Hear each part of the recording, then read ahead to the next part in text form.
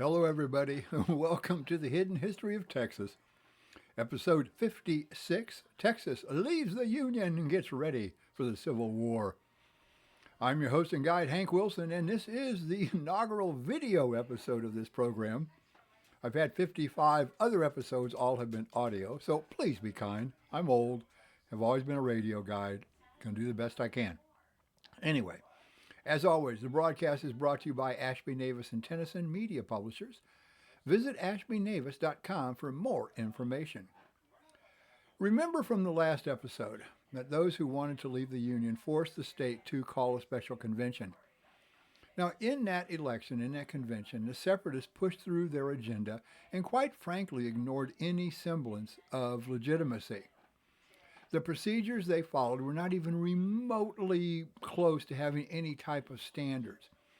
Many delegates were elected by a simple voice vote at a public meeting. And since there was so much fervor for secession, those who supported the Union often didn't even attend. The delegates they selected were much like the folks around them. They averaged about 40 years old. Virtually every one of them had originated from one of the states in the South where slavery was accepted. Now, some of them had more money than most Texans, but you can't say the extremely wealthy dominated things. However, about 40% of them were lawyers, and about 70% of them were slaveholders. The convention opened on Monday afternoon, January 28th, and the presiding officer offered these words: "All political power is inherent in the people. That power I assert you now represent." The next day, January 29th, John A. Wharton made a motion that, "Without determining now the manner in which this result should be effected, it is the deliberate sense of this convention that the state of Texas should separately secede." His motion was seconded by George M. Flournoy, and needless to say, it passed 152 to 6.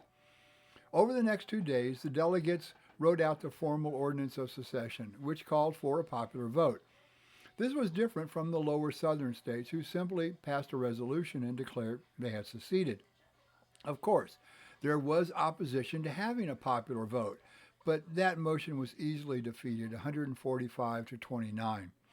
Now, since Texans had held a referendum before they joined the Union, most of the delegates insisted that the same procedure should be followed if they were to leave the Union. Now, because he knew the significance of what was taking place, Governor Houston and other members of the legislature asked for a referendum. They believed that a popular vote would end all doubt and questions over the legality of secession. The final vote was taken in the morning of February 1st.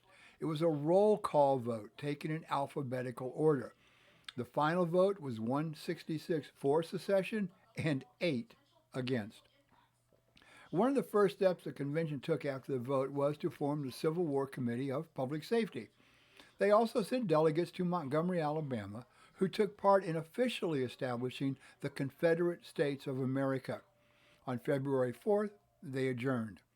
Before the popular vote took place, the Committee on Public Safety, using power it had been given by the convention, authorized the seizure of all federal property in Texas. This included the arsenal at San Antonio, which would later become the headquarters for the H-E-B grocery chain, and it sits on the bank of the San Antonio River. And when I lived in San Antonio, I actually lived across the river from what we call the Arsenal building. It's a gorgeous building. If you're ever in San Antonio, stop by and take a look.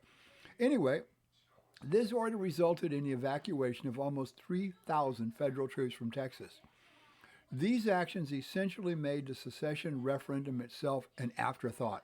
However, there were some people in counties in the state that did not consider the referendum to be insignificant. Now, those opposed to secession were primarily situated along the northern border of the state and in the counties that surrounded Austin. Some leaders, such as Throckmorton and Benjamin A. Epperson in North Texas, and Elijah M. Pease, Savante Palm, and George Pascal of Austin, led the local fights against secession. Sam Houston continued to question whether it was necessary or wise to leave the Union. Federal United States Representative Andrew J. Hamilton, who was also a resident of Austin, campaigned against secession. Now, what were some of the common features of those opposed to secession? Well, the areas it was most prominent in were culturally, geographically, and economically unlike the Lower South. They also had a significant number of leaders who encouraged those who were nervous or who just didn't really care to vote against secession. Finally, in each of those areas, those in favor of staying in the Union were primarily ex Democratic Party members who had left the party in the late 1850s or who had never belonged to the party. Now, on the other hand, where in those 1 in 4 counties where we had more than 95% of the voters in favor of secession, they had strong links to the Lower South. They had few, if any, leaders who were outspoken critics of secession. There was also a very strong Democratic Party organization in the county that made it easy for the people to support secession. The referendum took place on February 23, 1861. The results weren't unexpected. 46,153 voted for and 17,747 voted against. There were 122 counties casting votes, and of those, only 18 voted against secession. Only 11 counties had even a 40% vote against. And needless to say, almost every one of those 29 counties were in the two areas where the campaign to remain in the Union had been in the open, and the leaders were held in high status and esteem, and they also had a good organization in place. Now, displaying a flair for the dramatic, the state secession was declared official on the original Texas Independence Day of March 2nd. 3 days later, the secession convention gathered again and took the additional steps needed in order to join the Confederacy. One of the major steps they needed to do was to write a new state constitution. While this Constitution of 1861 contained few differences from the original Constitution of 1845, it did clearly deal with slavery. It made it illegal to free any slave in Texas. All state officials who held office at that time were forced to take an oath of loyalty to the Confederacy. This also was the end of Sam Houston's legendary political career. Not only was he opposed to secession, but he also believed that the drafting of a new constitution and the act of joining the Confederacy to be unconstitutional. Now, even though he refused to take the oath of loyalty to the Confederacy, he did eventually support the South during the war. Now, with Houston's resignation, the convention delegates named Lieutenant Governor Edward Clark as governor. After the convention adjourned on March 26th, it was over. Texas had seceded from the Union, and the stage was set for them to fight in and support the losing side during a bloody Civil War. That's going to do it for today. Please subscribe to the podcast. If you want more information on Texas history, how about you visit the website of the Texas State Historical Association.